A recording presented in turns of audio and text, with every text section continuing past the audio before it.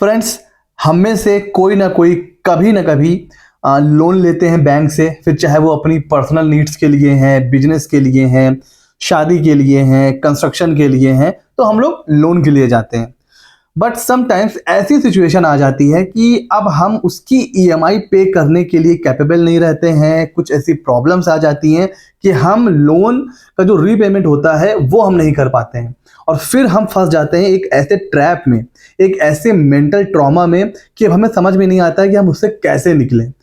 अब क्या होता है, ईएमआई पे ईएमआई ड्यू हो रही है, बैंक वाले कॉल कर रहे हैं, रोज जो है रिकवरी वाले घर आ रहे हैं, और इस वजह से इंडिया में सुसाइड के जो केसेस हैं वो भी बहुत तेजी से बढ़ रहे हैं। क्या उसके पीछे रीजन है, उसके बारे में बात करेंगे। एंड अगर आप भी इस सिचुएशन से गुजर रहे हैं कि आपकी भी ईएमआई ड्यू हो चुकी है या होने वाली है और आपके पास पैसे नहीं है, तो आपके पास क्या क्या ऑप्शन है, हम उसके बारे में बात करेंगे कि अगर आपके पास ईएमआई देने के पैसे नहीं हैं तो भी आपके पास क्या क्या ऑप्शंस हैं, उसके बारे में बात करेंगे।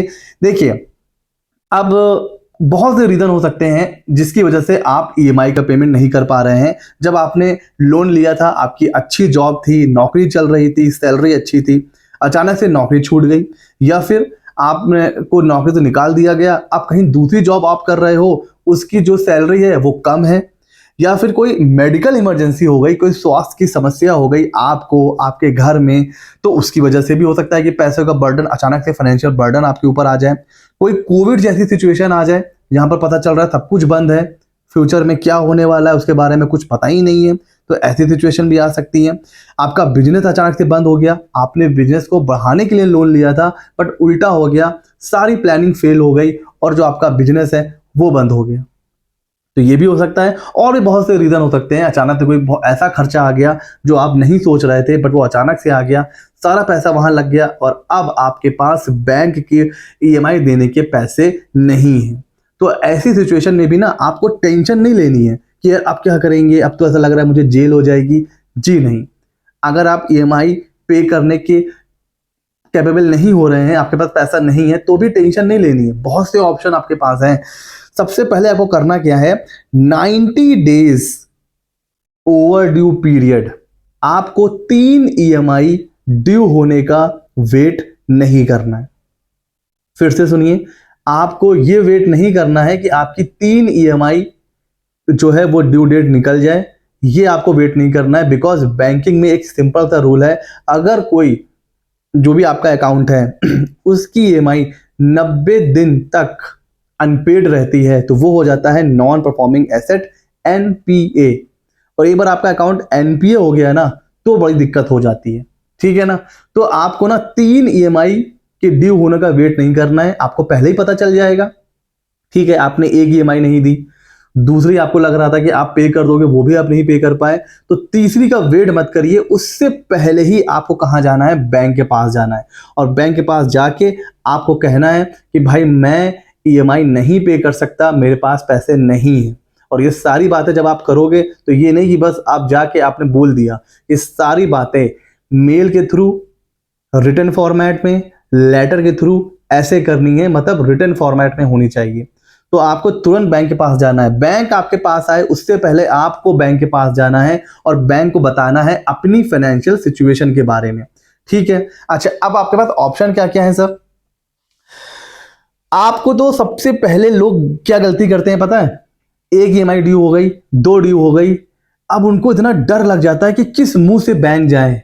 बैंक कहेगा कि जब तुम्हारे पास पैसे पे करने के लिए नहीं थे, तुमने लोन क्यों ले लिया, जब तुम्हारी जो है वो लेवल नहीं था तो आपने लोन लिया क्या सोच करके। उनको ऐसा लगता है कि पता नहीं बैंक क्या कर देगा, एक ना बेइज्जती सी महसूस करते हैं और डर के मारे बैंक ही नहीं जाते हैं। ऐसा मत करिए। देखिए, बैंक कोई मालिक नहीं होता है, बैंक भी एक तरीके की संस्था है, एक ऑर्गेनाइजेशन है जो किससे रेगुलेट होती है, आरबीआई से।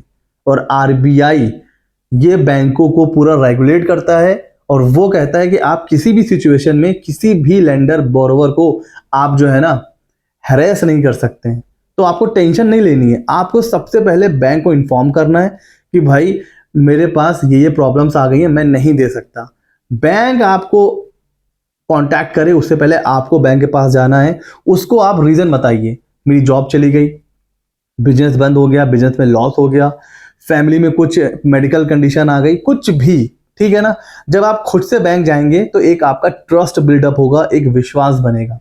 अच्छा, आपके पास क्या क्या ऑप्शन है, आप एक रिक्वेस्ट कर सकते हो ईएमआई मोरेटोरियम पीरियड का, डेफरमेंट का। जी हाँ, ये आपके पास राइट होता है और बैंक के पास ये पावर होती है कि वो आपकी ईएमआई को ना डेफर कर सकता है। इवन आप ना 3 से 6 महीने के लिए तो पावर होती ही है, कुछ केसेस में 2 साल के लिए भी ईएमआई डेफर हो जाती है। ठीक है, तो आपको बैंक जाना है और बैंक से क्या कहना है कि आप एक काम करिए, मुझे टेम्परेरी ईएमआई का मोरेटोरियम दे दीजिए, डेफरमेंट दे दीजिए। ठीक है, आप लिख के दीजिए 1 साल का। हो सकता है बैंक 1 साल अप्रूव ना करे, 6 महीना अप्रूव करेगा, 6 महीना ले लीजिए। अब आप देखिए ना, बर्डन तो कम हो गया है ना। कहाँ आपको तुरंत पे करना था और कहाँ आपको बैंक से 6 महीना 1 साल का टाइम मिल गया। हाँ, उस पीरियड में थोड़ा बहुत इंटरेस्ट तो लगेगा, बट जो आपके पास बर्डन आने वाला था वो नहीं आएगा। आप डिफॉल्ट से बच जाएंगे, आपका सिबिल स्कोर खराब होने से बच जाएगा। ठीक है, और आपका जो मेंटली प्रेशर था वो भी कहीं ना कहीं रिलीज हो जाएगा। तो पहला काम आपको रिक्वेस्ट करना है आपकी ईएमआई को डेफर करने का, और ये बहुत ही बेस्ट ऑप्शन है। किसी भी बैंक में आप जाइए, रिटर्न में दीजिए, बैंक का जो भी मतलब क्रेडिट मैनेजर है या जिसके पास भी पावर होती है, वो इसको कंसीडर करेगा और इसको डेफर करेगा। अच्छा, अगला आप बैंक से कह सकते हैं कि आप लोन रिस्ट्रक्चरिंग करवा सकते हैं। अब इसमें क्या होगा, जो पुराना लोन चल रहा है उसको बंद कर दिया, एक नया लोन शुरू हो जाएगा। तो इससे क्या होगा, अब नए लोन में नई ईएमआई शुरू हो जाएगी। अच्छा, उसमें क्या है, अब आप अपने लेवल के हिसाब से, अपनी फाइनेंशियल कैपेबिलिटी के हिसाब से उसमें ईएमआई बंधवा सकते हो। जैसे पहले आपका जो बिजनेस था बहुत अच्छा चल रहा था, आपको लग रहा था कि आप महीना 20,000 की ईएमआई पे कर सकते हो, नया लोन आपको मिल गया। अब उसमें आपने कहा अब मेरी आप ईएमआई एक काम करो 10,000 कर दो, क्योंकि 20,000 ज़्यादा हो गई है, बिजनेस अच्छा नहीं चल रहा है। तो आप एक काम करो, नया लोन पास कर दो और एक काम करो उसमें 10,000 की ईएमआई कर दो। और ये कैसे हो सकता है, आप अपना टेन्योर बढ़ा सकते हो। ठीक है, तो ये चीज़ें आप कर सकते हो। जैसे कि अभी हमने डिस्कस करा कि आप, एक तो हो गया कि नया लोन पास करवा दिया, पुराना वाला बंद हो गया, नया पास करा दिया। एक ऑप्शन है कि आप अवधि बढ़ा सकते हैं, टेन्योर बढ़ा सकते हैं। देखिए, अभी आपका जो लोन है वो 12 महीने का है और हर महीने आपको पे करना है 20,000। अब आपने क्या कर दिया, लोन की जो ड्यूरेशन थी बढ़ा दी, 12 महीने की जगह 24 महीने कर दिया, और जो पेमेंट करना था पहले 20,000 वो आधा हो गया। तो आपने ड्यूरेशन बढ़ा दी जस्ट डबल, और आपकी ईएमआई भी आधे से कम हो गई। तो ये आप बैंक से रिक्वेस्ट कर सकते हो कि सर आप एक काम करिए, आप मेरा जो टेन्योर है ना वो बढ़ा दीजिए। मैं ईएमआई को डेफर करने के लिए नहीं कह रहा हूं, मैं डिफॉल्ट नहीं करना चाहता, बट हाँ, पहले मेरी सैलरी थी अच्छी खासी, 50,000 60,000, पहले मेरा बिजनेस अच्छा चल रहा था, अभी नहीं चल पा रहा है। एक काम करिए, 12 महीने के लोन को 24 महीना कर दीजिए और जो 20,000 की ईएमआई थी वो 10,000 कर दीजिए। ठीक है, फॉर एग्जाम्पल। तो बैंक इसके लिए भी एग्री कर जाता है, ये सारी पावर बैंक के पास होती है। ठीक है, तो ये आप कर सकते हो। उसके अलावा इंटरेस्ट ओनली पेमेंट, ये भी एक ऑप्शन होता है। आप बैंक जाइए, वहां पता करिए, आप ये कह दीजिए कि भाई आने वाले 1 साल तक मैं आपको सिर्फ इंटरेस्ट का पेमेंट करूंगा, प्रिंसिपल अभी मैं पे नहीं कर सकता, भाई मेरी जो फाइनेंशियल कंडीशन है वो अच्छी नहीं है। तो बैंक इस पर भी एग्री हो जाएगा।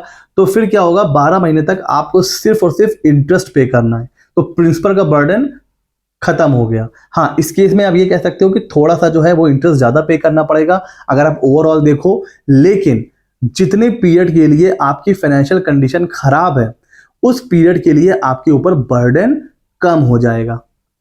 तो आप ये कह सकते हो कि भाई आप एक काम करो, बस 1 साल तक मुझे ना इंटरेस्ट ओनली पेमेंट का ऑप्शन दे दो, मैं इंटरेस्ट पे करता रहूंगा, प्रिंसिपल मैं 1 साल के बाद पे करना स्टार्ट करूंगा।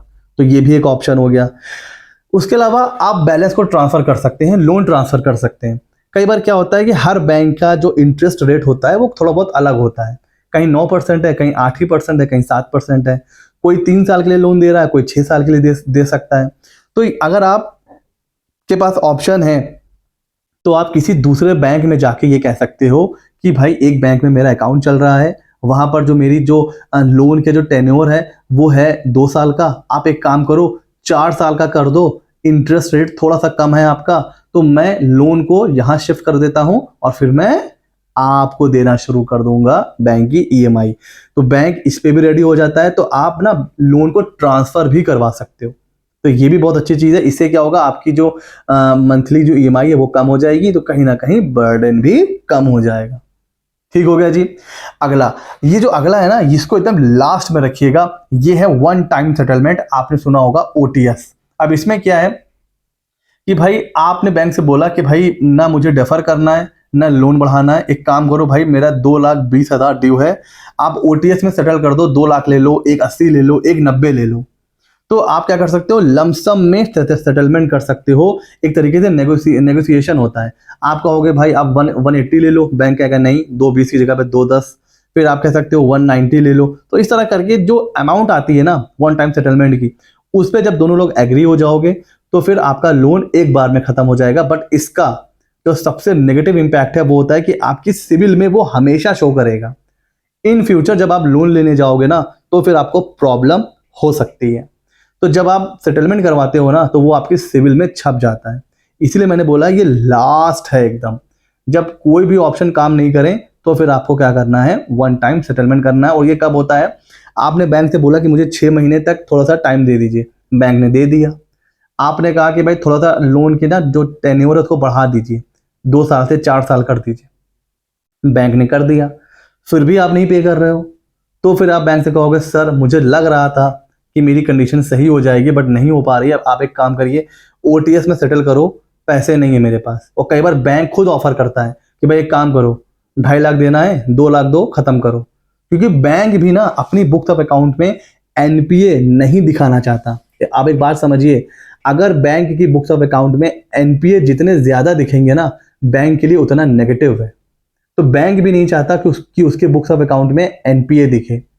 तो ये बात हो गई। अच्छा, तो इसमें अब इस ऑप्शन के लिए मेरा जो रिकमेंडेशन वो ये है कि अगर रीपेमेंट पॉसिबल है तो भैया ओटीएस के लिए तो कभी मत जाइए, बिकॉज ये हमेशा सिविल में इम्पैक्ट पड़ता है। इससे आपका सिविल स्कोर भी कम हो सकता है।